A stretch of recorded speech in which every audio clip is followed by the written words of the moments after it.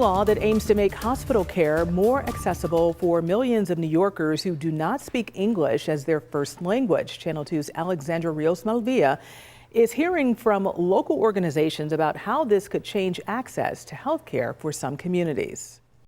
Every single week, dozens of people walk through these halls looking for help.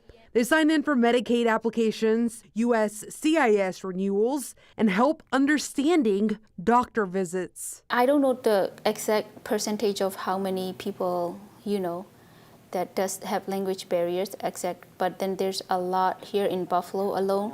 Faustina Palmatier leads the Caring Society of Buffalo, working with refugee families from Burma, nearly 15,000 people in this region. She says healthcare is where language gaps can have the most serious consequences. They signed consent that they did not understand, or they did this because they thought it was, good for them, but nobody really explained to them what will happen. That's why advocates are calling this new law a milestone. Earlier this month, Governor Kathy Hochul signed Senate Bill 6288, requiring every general hospital in New York State to create a language assistance program, ensuring patients can access care in their preferred language. For communities Palmatier serves, she says this could mean the difference between fear and understanding.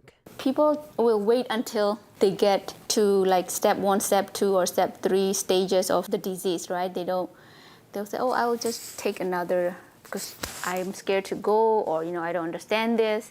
But then hopefully this law will help them to step up and go to checkup, annually. Okay. Yami Lean knows that fear firsthand. My family, my parents, when we came here, we speak very limited English. Every time they go to hospital, doctor appointment, I or my sister, someone have to always take off from school and take them to their. Now an interpreter herself, Lee says language access protects patients and their families. Applying for SNAP benefits and even just going to DMV, when you have very limited English, it's very, very hard.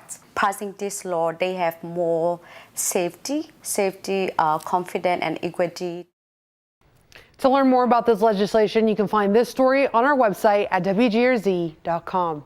On your side in the studio tonight, I'm Alexandra Rios-Malvia, Channel 2 News.